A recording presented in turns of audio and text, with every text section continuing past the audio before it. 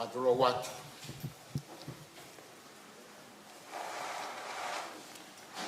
Tapu ki hea whio ai tolu tahai o tua tau rotorotonga. O tua koe tamai, o tua koe alo, o tua koe laumani e maani oni. Whatapu ki he hono saione. Whaiai ai tau lotu o tau whawhitai. O nahi tāpua ki le lei, o whakakolo aki e tau whanonga.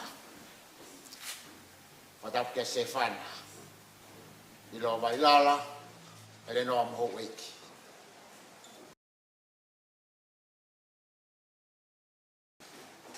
Kolofkanga. Moha matapure. Pure vahenga. Tapu ki whatapu ki kause tuata kotoa. Whatapu ke sia sihano katoa.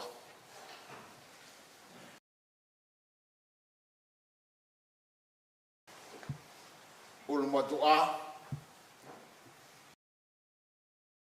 Sau kau mai whanau. Mo kau tautui. Nga ofa. O tau kau whataha. I he lotu whawhetai. Kau mai se tua tau keresi. Vahenga ngā we. Ahono. Ki he tau lotu whawhetai o e whiawhi koeni. Ko tau whakamahu i ngā. Ai pure ai eiti. Pe koe au kou whawhongatu. Ano tali le leiti mou tolu. I tau lotu whawhetai o e whiawhi. Polo kalama lotu o e whiawhi ni. Te whai haki tokoni me iai.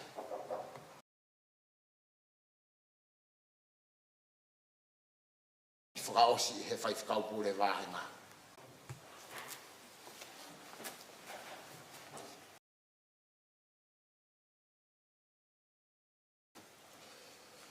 Whorowhora hime kamataki tau whai lotu ka mai pekia ka teri mua une kofu akia ha ao po uri whau bēni heka hea whā hala he au.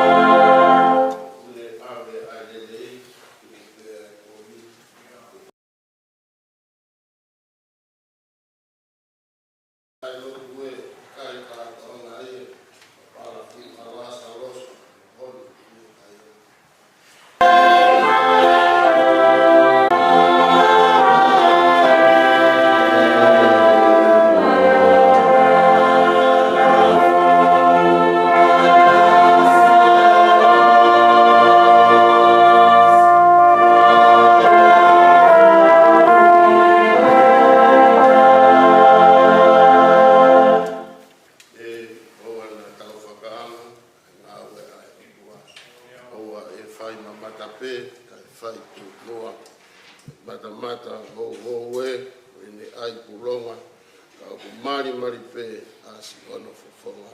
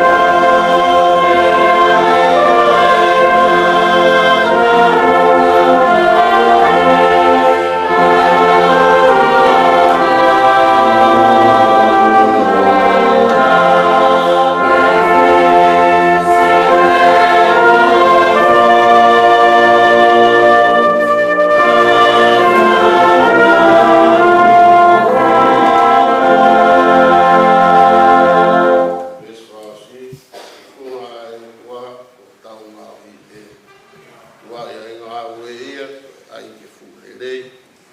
Ha whakakonga pe, o uhi ke tau tui. O no a longa pe, e ha o toa a mui.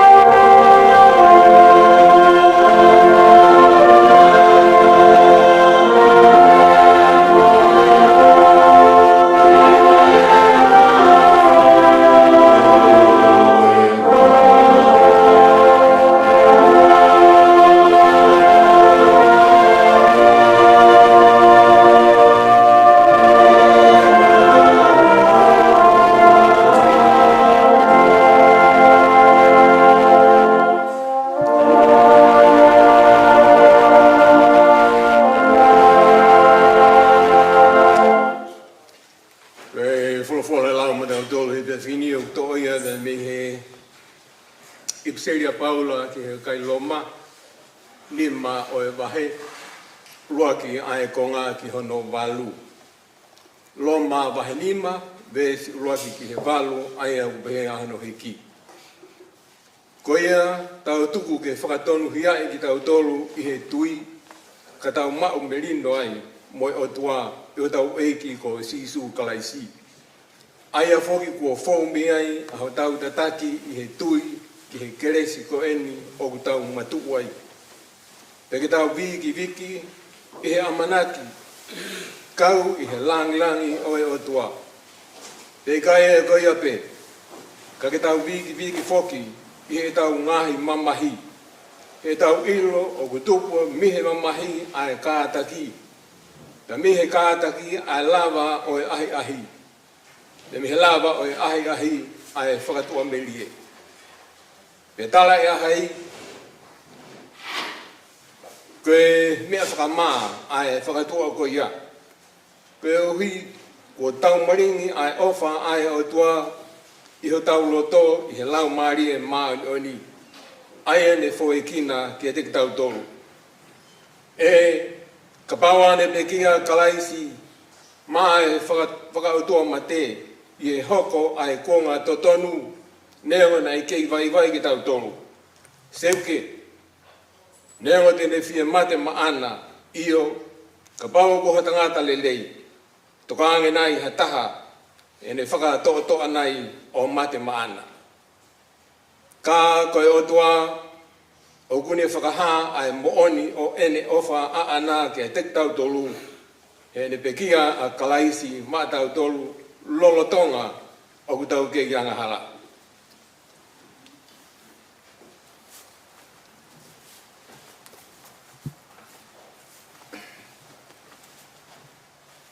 Whatape mua ki he whewhine o kuhi ngai. Ai tau whatahataha mo lotu whawhitai. O e whiawhini. Ia kou kore ke uhu whangatu i he tala whatapu. Nā ku kamata aki ai whiohi angana. Ka tuku pe mua ke whaihaki i tokoni no pe. Ni he resoni nai lau. Loma, pahe ni mā, vesi uluangi ke walu. Te koe otuana ni whakahai, ai mo oni e ne ofa ki a te tautolu i he pekia a kalaisi, maa ki tautolu, lolo tonga u tau kei amahala. Ko ipseri koe ni nai hiki ai Paula, me i kolimto.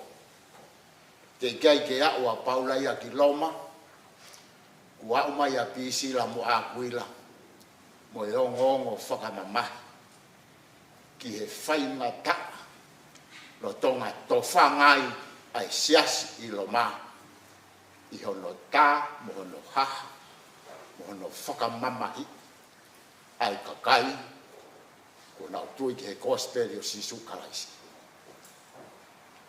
Te koe whahinga mamahi koe ni na e to whanga e siasi lo ma. Uhinga e whaia e paula e ki tohi whakaloto lahi koe ni. Ko mou tui. Ko e tui o ia te ki mou tolu. O ku whaia e whakatu amerie. E ku whaia e kalaisi. Ho tau whakatonu ia. Pea ko e tui ko ia. Mou fia. I ho mou mamahi. He koe mamahi o ku tupu ai ai kātaki. Te mehe kātaki te mou lava i e ahi. Te mehe lava i e ahi. Te mou maua i e whakatoa meri. Koe whekau ia. Kiha kakai. Lora tonga. Tōnunga he mamahila. Koe whakaloto lahi a paula. Pidi o mou tui. He koe o tua. Nani whakahai e ne ofa a anaki a te ki tau tolu. I he pe kia a kalaisi. Maa ki tau tolu. Lolo tonga hu tau kei angahara. Koe ki whekau ia. Koe ki potu wholofola ia. O ku whai ai. A he tau whakaloto lai.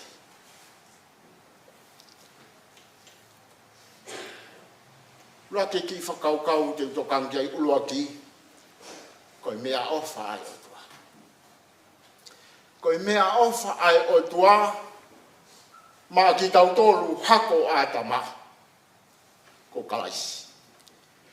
Koe mea ofa fungani. Pea ku lau e lahi e mea ofa koe ni. Iho ta mahu inga. Nai totonu pe ia ke tuku noa i ki taua. Ke ta mate. He ko hota fo'ui. Me ia atama. Ka koe ne o wha. Nai au tonu mai. Kia te koe. Pia mua. Pia koe whekau ia nai whaia e whakaloto lahi. Ki he siasi ilo ma. Ka whai a me ko mouto whanga ha whainga taa. Tui pe koe ki he eiki. He te maua i pare. Koe mou tākata. Koe hai ku anga. Koe ki kaulotu koe. Kala mai he puna ke. Nā nau mai te whamaata. Tutu mo kirisi ua. Kai mawhola. Ai ongo lere. Koe whewhine koe ni, o kutuunga e tau whataha. Mo mea ke mo tolu ho mau motua no muka. Wai ho no lea. Hange ha namu no muka. A ene tae minga. Au tala mai e kolo whakanga. Koe taimina e whaia e ririu mui ano muka. Ma wafe ki he lotu. Koe whewhine koe ni, na e tae mingao. He nane kāta ki ai mamahi. Moe whainga taa e nofo motu.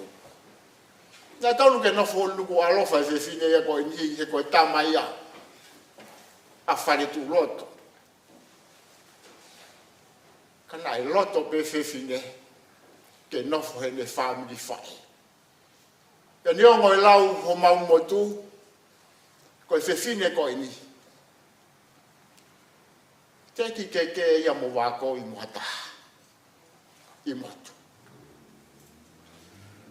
Na guarato whai hike matari ui he wafe uanoa wataha. Te koe ne tala loto. Te he taimina e ririwa i ne mo ui o ne tari eiki. Ta hiva ni me ni ma. Ko whika i me ai koe tau ataha pe ia. O Luisa Mini. Lotu whehu i he ni me ni ma, a ko naki he ni ma ono. Nai kai tene manatu e tau nai malanga ai, ka nai toki malanga ki mui. Nai mahino, ai lotu keisi, ai whewhine ia koini. Ia kui kai ke tau ofo. He nai hoko a mini ko i tau mua ia e siasi. I he siasi ono muka. O kou tui, ko i pekia, ai whewhine koini. Aku loi mata i ano muka. Pea kulala e api ko ika pongi. He unau manatu mai. Ki he whewhine ko eti. Ne hange ha whanafo tu a hono ulu nganga. Ne e whaingata alahia na e whipaki. He anga i nofo mo tu mo e whewhine ko eti. Kana ne kāte ki na nane liliu. Ai fia, ai mamahi ko i fia. Pena ne lava i ai kāta ki he nane ilo. Ko i kuna angai au ahi. He kua osi pi ki tai e ne whatu ameri e. I he mea ofa ai o tua. Ko whai maana. Ko i pekia a kalaisi. Lolo tonga au tau ke iangara. Siasi. Famili. Kau karistiane. Ko i whakaloto lahi. Ia te whanonga au tau whai. O wana tau whiu no fua. Koe aonga be whikau ko ia, ke tau tōtō iri hono whai. Ia whai ke ongo sia. Ka tau maua e kalauni. Whalau maa mini ki he whanuani. Whalawa ato ma pō tala noa. Koe nofo a mini. Ua ma teu i moui. Ke mao hono pare. Koe nasi. Koe ne maua mea ofa. E kia a kalaisi. Lolo tonga au tau ke iang hala. E koe hako ki tau tolu o atama. E koe ne whatu a meri e. Makatukunga pe ia. Ia kalaisi. Amen.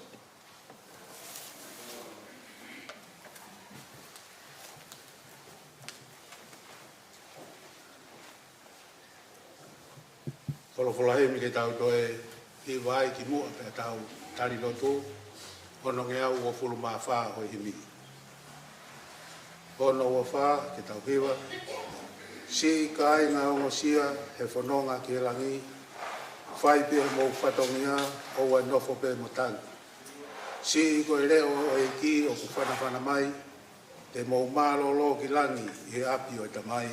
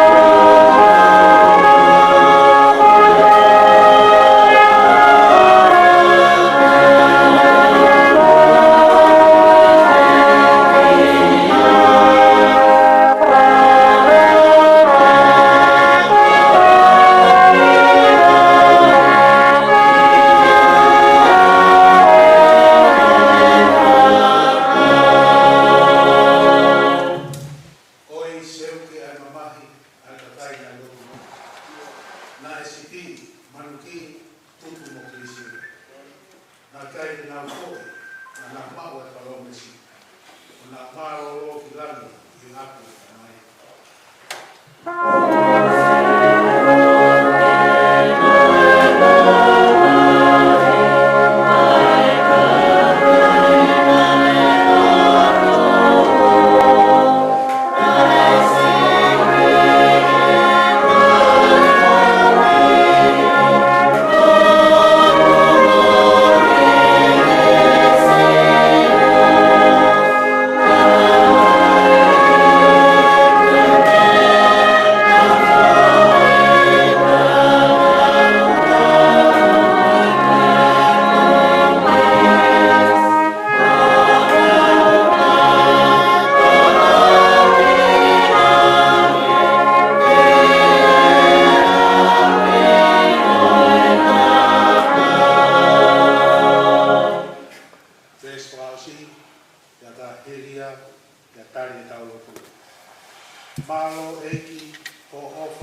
kai mama fa alu pe ma to ki tau ki monu ta alo ai te na la te ki ai o na ma lo ki lani e atu ta mai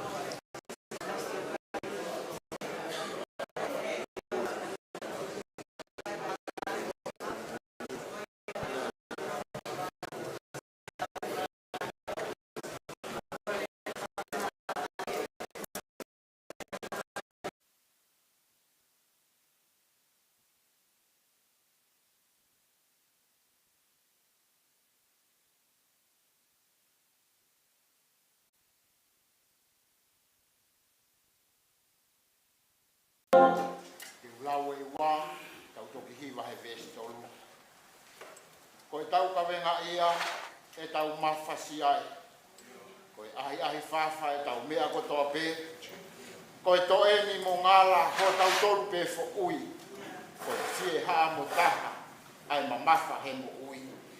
Kane awe ki he e ki, si o ngahi fu mo wa. Tene ala pē o hiki, hiri whaki hono uma.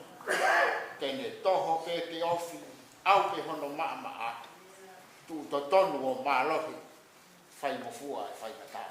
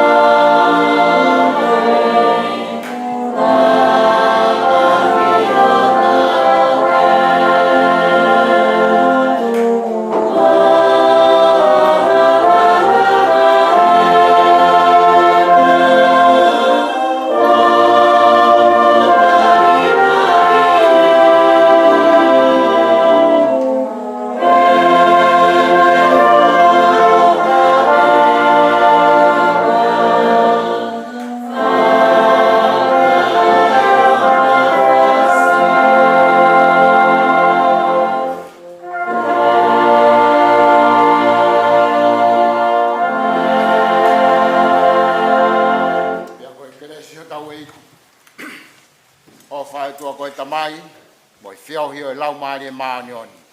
Ke ia te tau tolu ko toa pe ia whai pe o tae ngata. Amen. Nau ke apia e whare pere wa taimi mo i tani. Tau roto roto. Kua ko tamai mo alo me lau mare maanion. Tapo ke ori tani. O tu oe whaianga e whapitai i whakamalo. Ka patu ki a se whanatu tawa. Ka renoa pola. O wiki whanua. Ka patu mafua e sukumafu. Muriki tonga. Wala. E kakawa toa. Ka whaulalo tonga. Tapu ke whaitukau mua whaitukau. Tapu ke se tuata mua se tuata. Wal ke whahu mua whanakala. Tapu ke kai ngai ke rea fio, kurumatu. Kai ngai ke Prince Klauni me whanumuka. Tapu ke hasola me taka utau e kere rotu. Tuki whamaloa, whapunga te whamalo. E sau te hiki a, tui fua, protehina. Whamaloa tu se tuata. Rawa e whailote te whini. Se tuata wai ka tau mea fuho, wai ka lote fuho wen. E ahua tolo whe wen na whanwaro whitu. Whakahike eka e whakahei. Ongo waka e wana whai whakahe ko malo kulang me whanau o ongo. Tuka taha e inga rahi e wana e alu e whakahe ko. O whina poulaki, salo te piloreo. Pea mai kui a piki ia. Rea mai riwa. Whai whakahe e tau tolu. Tawaru walu whitu ke walu tawaru wanoa whoki me whakahe. A koe pongpongi ko te whakahe. Haua mai riwaki ia Moritoni. Tarangi. Koku eiki e to. O kere e to. Tangi muri tonu. E ka koe malokula alo. I lava tanu o hako e whonu oni. E alo e a eikiri. Na ne te wanga ku alo wako e ukaro tu. Alo e kini hau te no mo puna ma ra ho kaka ke talo. Hangi ko lau koe talang i lava tanu wako. Pea kalau lain yang alu kifare wa faro, alu siap kifare wa ya, alu ambil tu yang alu kifare tu yang ada, alu ni korek kifare tu yang tiyo, alu masih lagi kaniwa. Kejelawa otan we, ai haku kau mau ni on boli. Mafu esko mafu. Tekia ni mo puna o blama riwa kila ko baku. Na nau lava tuange amaman wange to lawe imi apure maki tu noa masiva ia manako ahi tengita pa ngata e sau ki tu fua fara mo mapuna kainga ya ho ki talo ni tonga ponga no muka kainga ni afio se o veo mo na va colo fa ngat just ana tu mo wa mu au ka me ngo au ka me tanga taku tau ka ma fambol fola u ka te hari mo si be to preba blanca da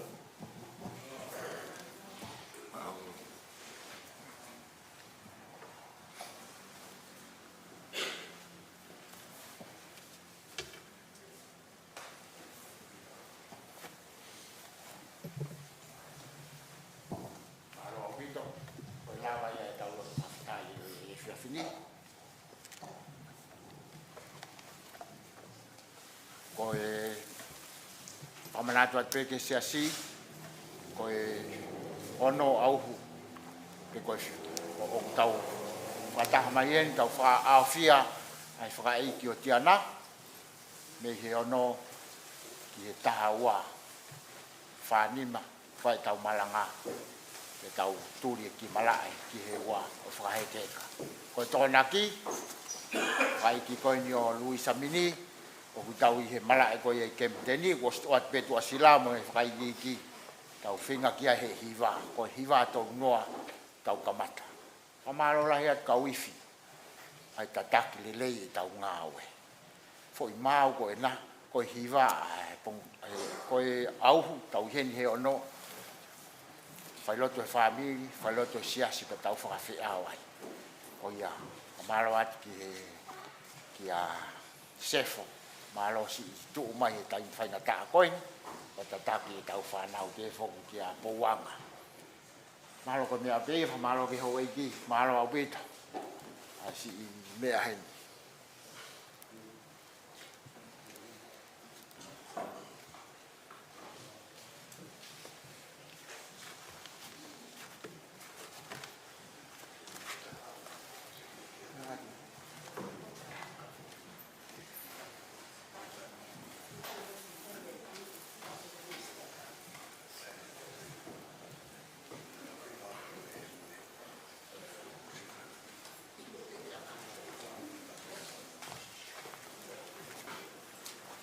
patro at be kore atu kuia ki fo i papanaki po te teu e family o te mo alu o atu ke horo o smau ke ai ke tari ki mo toro o mo gongo sia mai e lot fa fita e fia fini malo obito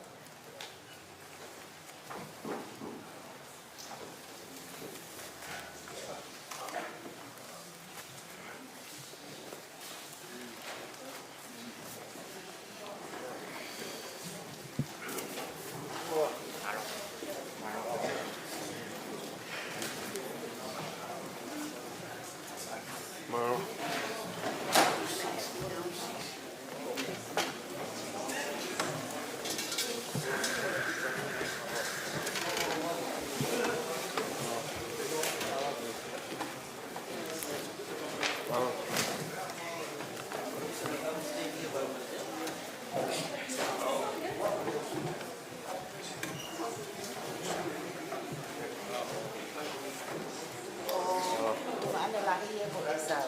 To lahi taha ia pia. O sa fai kai. Uma dia.